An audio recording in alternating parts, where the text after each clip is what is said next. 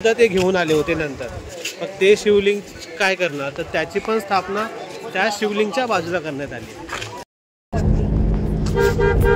Hello guys, सकाळचे 9:30 वाजलेत आणि आता आम्ही बाहेर पडले आहोत फिरण्यासाठी आणि आमचं आजचा स्पॉट आहे रामेश्वरम.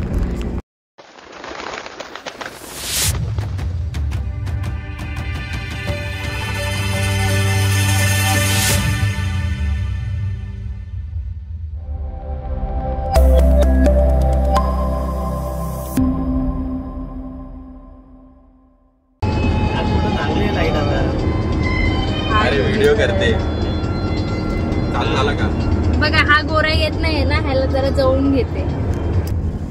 रामेश्वरम नक्की काय आहे हे तुम्हाला प्रथमेश सांगणार आहे. So tell Prathamesh. रामेश्वरम आपले जे 4 धाम आहेत त्यापैकी एक धाम आहे आणि तिथे 12 ज्योतिर्लिंगापैकी एक लिंग पण आहे.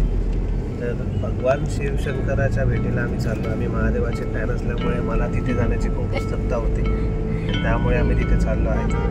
प्रत्येकाने रामेश्वरमला जाऊन यायलाच पाहिजे असं मला वाटतं. आणि त्याच्यानंतर धनुषकोटी, जिथे प्रभू श्रीरामाने सेतू अरे काय धनुषकोटीलाच मानला, तिथे प्रभू रामाने श्रीलंकेला जायला राम सेतू उभा केला सीतेला आणण्यासाठी. तर ते खूप बघण्यासारखं आहे, खूप आकर्षक. आम्ही दाखवू तुम्हाला ते पण दाखवू, कुठे कुठे फिरू ते सुद्धा. तिथे गेल्यानंतर ती व्हिडिओ पोस्ट करू. त्यासाठी आमच्याशी नेक्स्ट कनेक्टेड स्पॉटला भेटा. ते तू सांग. माझं रामेश्वरमचं होतं त्याचं झालं. ओके गाईज, आता आपण डायरेक्ट स्पॉटवर भेटणार आहोत. सो पुढच्या गमती आणि व्हिडिओज बघण्यासाठी आमच्याशी कनेक्टेड राहा. And please subscribe this channel. मित्रांनो, आपण आलो आहे पांबन ब्रिजवर. हा ब्रिज भारताच्या तमिळनाडू राज्याच्या रामनाथपुरम जिल्ह्यातील एक सागरी रेल्वे ब्रिज आहे. हिंदी महासागराच्या उपसमुद्रावर बांधला गेलेला 6776 फूट लांबीचा हा पूल रामेश्वरम बेटला मुख्य भारतीय भूमीसोबत जोडतो. 12 ज्योतिर्लिंगापैकी एक ज्योतिर्लिंग रामेश्वरम गावात आहे. इथे जाण्याकरता फक्त ह्या ब्रिजद्वारे प्रवेश शक्य आहे. वास्तविकपणे येथे ट्रेनसाठी व मोटर वाहतुकीसाठी असे 2 वेगवेगळे ब्रिज अस्तित्वात असून दोन्ही ब्रिजला एकत्रितपणे पांबन ब्रिज असे म्हटले जाते. 14 फेब्रुवारी 1914 मध्ये वाहतुकीसाठी सुरू केला गेलेला पांबन रेल्वे पूल भारतातील सर्वात पहिला सागरी ब्रिज आहे. तसेच मुंबईमधील वांद्रे वर्ली सागरी महामार्ग होण्या अगोदर देशातील सर्वात लांब सागरी ब्रिज म्हणून पांबन ब्रिज ओळखला जात होता. या जुन्या पुलाच्या शेजारी 1988 साली मोटर वाहतुकीसाठी दुसरा ब्रिज बांधला गेला, जो रेल्वे पुलाला समांतरपणे धावतो. पांबन ब्रिजचं बांधकाम ब्रिटिश रेल्वेने 1885 मध्ये सुरू केलं होतं, तर 1914 मध्ये या पुलाचं बांधकाम पूर्ण झालं. हा ब्रिज आता 100 वर्षापेक्षा जास्त जुना झाला आहे, पण अजूनही या पुलाचं बांधकाम मजबूत आहे. 1914 ते 1964 सालापर्यंत चेन्नईच्या इग्मोर स्थानकापासून रामेश्वरम बेटाच्या धनुष्यकोटी या गावापर्यंत मीटर गेज रेल्वे धावत असे. 1964 सालच्या एका प्रलयकारी चक्रीवादळामुळे धनुष्यकोटी गाव पूर्णपणे नष्ट झाल्यानंतर रेल्वे सेवा रामेश्वरमपर्यंतच चालवण्यात येत होती. या ब्रिजचं वैशिष्ट्य म्हणजे दोन्ही बाजूला समुद्राच्या खवळणाऱ्या लाटा, वेगवान हवा आणि 30च्या स्पीडने चालणारी ट्रेन. असा रोमांचक प्रवास कदाचित कोणी केला असेल, पण मन्नार ते रामेश्वरम या दरम्यान लागणारा हा पांबन पुलावरती प्रवास कोणत्याही ॲडव्हेंचरपेक्षा कमी नाही आहे. तसं तर या पुलाला भारतातील सर्वात धोकादायक पूल मानलं जातं. या पुलावरून प्रवास आयुष्यभरासाठी तुमच्या स्मरणात राहील. मित्रांनो, ही पांबन ब्रिजची थोडक्यात माहिती आहे. आता आपण जाणार आहोत धनुष्यकोटी येथे. तर भेटू आपण धनुष्यकोटीला.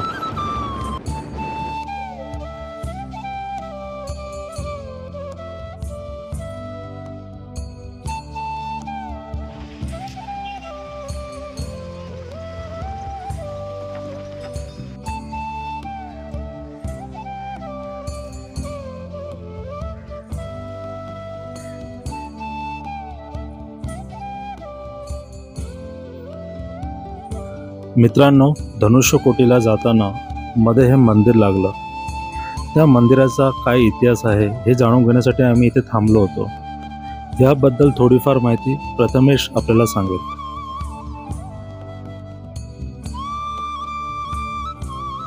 आत्ता आपण जे मंदिर बघितलं ते मंदिर अशा ठिकाणी बांधले गेलेलं आहे. तिथे रावणाचा भाऊ विभूषण त्यांनी रावणाला सांगितलं होतं की श्रीरामांना आपण समर्पितपणे करूया, सीतेला आपण सोडून देऊया त्यांच्याकडे. आपण जे करतो ते वाईट करतो, पण रावणाने ते ऐकलं नाही आणि विभूषणाला लाथ मारून बाहेर काढलं होतं त्यांनी लंकेच्या.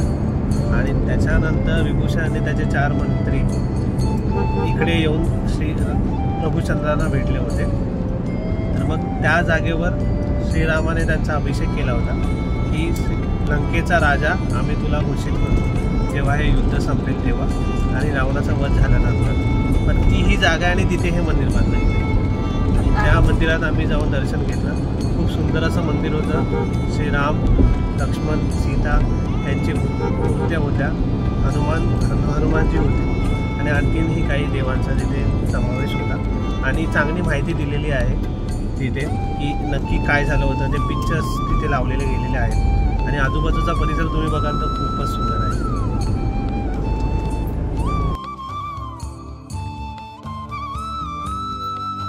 मित्रांनो, आपण आता धनुष्यकोटी येथे आलो आहे. हे जे किल्ल्यासारखं बांधकाम दिसत आहे ते ब्रिटिशकालीन रेल्वे स्टेशन आहे. हे धनुष्यकोटीचं अंतिम रेल्वे स्टेशन होतं, जेथे 1964 साली आलेल्या चक्रीवादळामुळे तिथे असलेलं पूर्ण गाव नष्ट झालं. खूप मोठ्या प्रमाणामध्ये जीवितहानी आणि आर्थिक हानी येथील लोकांना सहन करावी लागली. तुम्ही बघू शकता येथे अशा पद्धतीने सगळं नष्ट झालं आहे की नंतर त्याची रिकव्हरी पॉसिबलच नव्हती.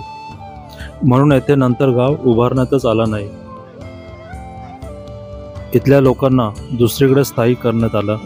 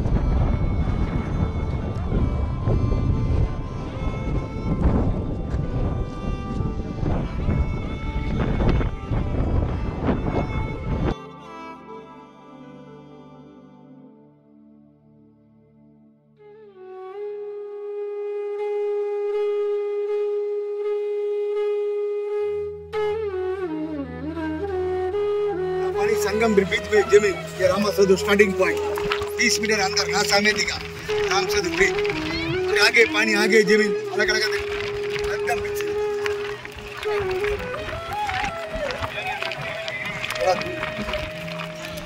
येथून दुर्बिणीच्या सहाय्याने आपल्याला श्रीलंकेचा लाईट हाऊस पाहू शकतो. व्हाइट टावर श्रीलंका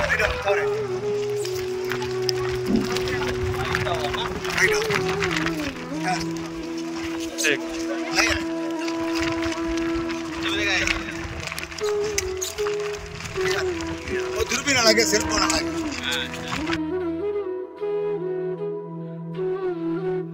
आपण जिथे उभे आहोत ही भारताच्या सीमेची शेवटची भूमी आहे. पुढे समुद्र लागतो आणि फक्त 18 किलोमीटरवर श्रीलंका आहे.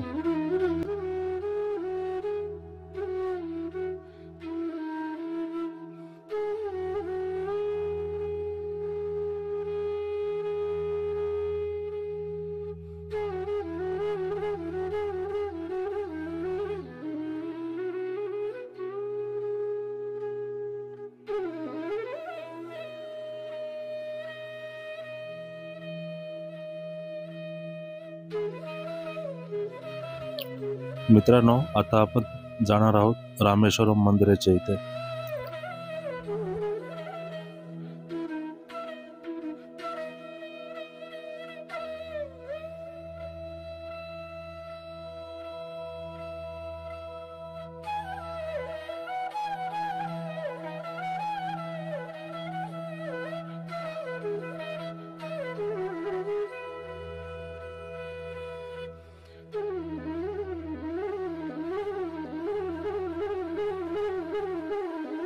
तर प्रथमेश आपल्या सोबत आहे.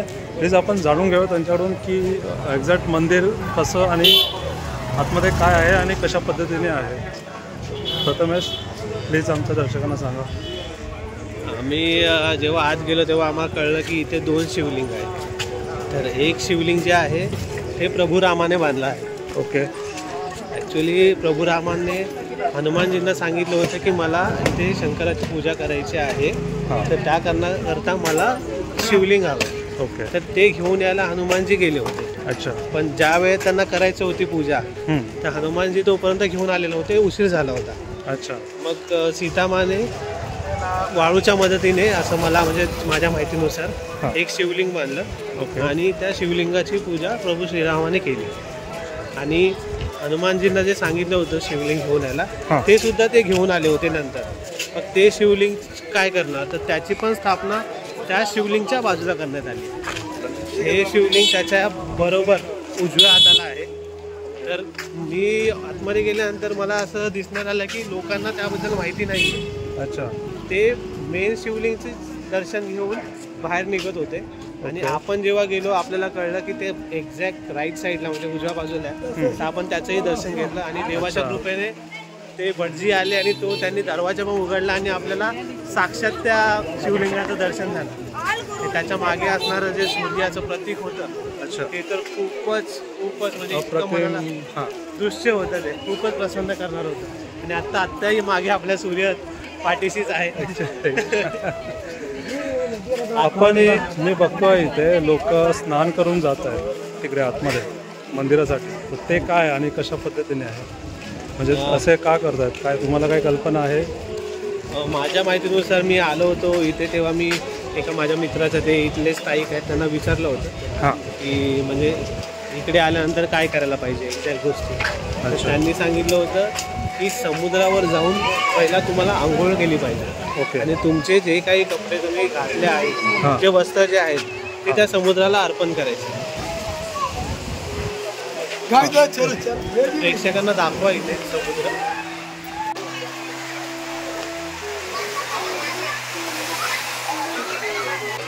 इथे जर तुम्ही बघाल ही गर्दी ह्यासाठी आहे, इथे आल्यानंतर लोक स्नान करतात. स्नान करायचं, डोक्यावर पाणी घ्यायचं आहे, तुम्ही घातलेली वस्त्र इथे सोडून द्यायची. आंघोळ केल्यानंतरच आतमध्ये दर्शन घेतलं गेलं पाहिजे. आपल्याला उशीर झाल्या कारणामुळे आणि आपण कपडे घेऊन नाही आल्यामुळे आपण ते करता आलं नाही. पण आपण अंगावर पाणी शिकवून तिथे गेलो तर आपण म्हणजे मनासाठी समाधान किंवा असं आपण. तर तुम्ही जेव्हा इथे याल तेव्हा तसं स्नान करा.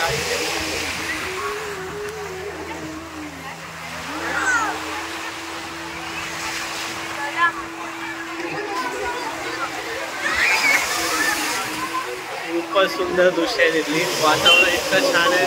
आणि पाणी बघितलं तर जर तुम्ही मुंबईचे असाल तर मुंबईचा समुद्र म्हणजे तो तुम्हाला माहितीच आहे तिथे काही असतं, कुठलं पाणी असतं, पण तो विसरून जाल आणि तुम्ही बोलाल की मला इथे येऊन बसायचं आहे तासन. इतका सुंदर समुद्र आहे.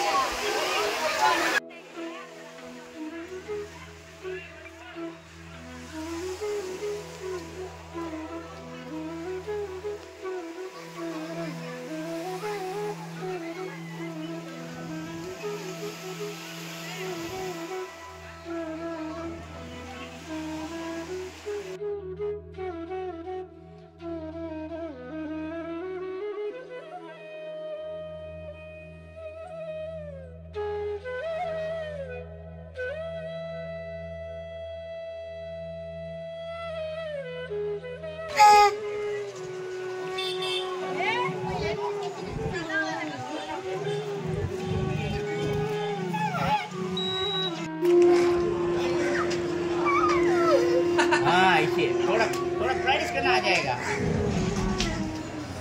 हाँ वही है, थोड़ा थोड़ा प्राइस करना आ जाएगा। अंकल ये क्या है? नेकलेस है? मस्त आहे संघ में कोई भी बनावटी नहीं आ जाएगा। 1 लाख रुपए जन भी संघ में कोई भी बनावटी नहीं आ जाएगा। बचाने के लिए कैसा बोला था आपने वापस दिखा मुंह बंद कैसा करो। पकड़ने का पकड़ने हाँ, का ऐसा कैसा कैसा भी पकड़ो। वही है, थोड़ा थोड़ा आ जाएगा जी। प्राइस करना आ जाएगा। 200 रुपये कौन सा भी ले लो, सब लीजिए। क्या लगे? ऐसी है।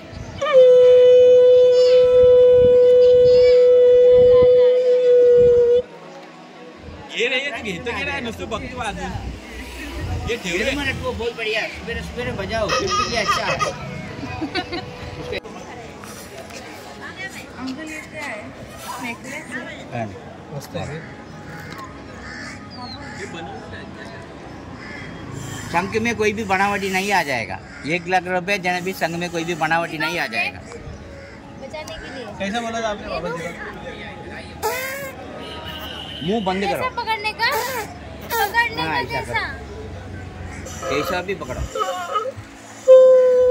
वही है, थोड़ा थोड़ा आ जाएगा जी। प्राइस करना आ जाएगा। 200 रुपये कौन सा भी ले लो, सब लीजिए। क्या लगे? ऐसी है।